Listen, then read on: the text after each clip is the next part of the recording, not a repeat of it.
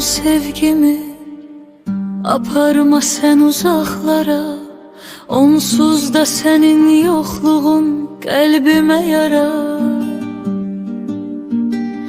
İstərəm eşidəm səsini, hissedim bu nəfəsini. Neynirəm mən özgəsini, sən hardasan? Yollarda hey gözüm qalıb, ürəkdə sənə sözüm qalıb. Sevgilim az dözüm qalıb, de hardasan? Gözlərəm hər gündüz gecə, gəlmədin bomboşdur küçə. Bu dərdə mən dözüm necə, de hardasan? Gözümün nuru, başımın tacı, yokluğun inan çox acı. Qəlbimin tək ehtiyacı, sən hardasan? Hər gün istər səni ürəyim, sən olmusan arzum diləyim.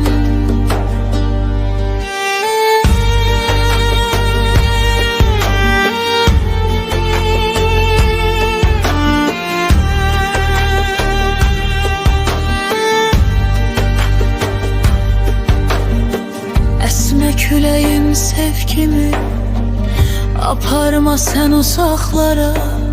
Onsuz da senin yokluğun kalbime yara.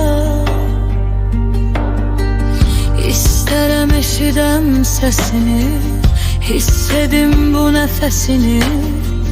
Neynirəm mən özgəsini, sən hardasan?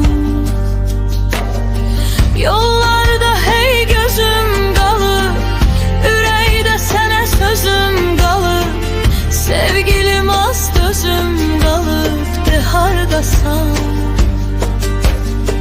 Gözlərəm hər gündüz gecə, gəlmədin bomboşdur küçə. Bu dərdə mən dözüm necə, de hardasan? Gözümün nuru, başımın tacı, yokluğum inan çox acı.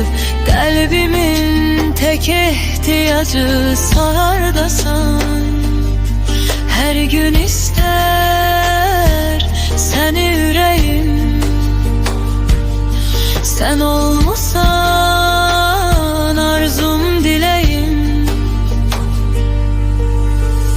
Yollarda hey gözüm qalıb, ürəkdə sənə sözüm qalıb.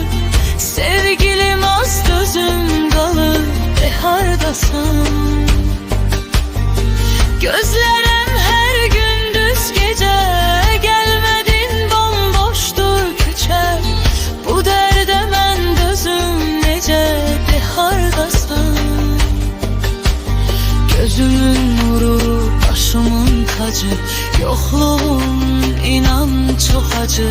Qəlbimin tək ehtiyacı, sən hardasan? Her gün ister seni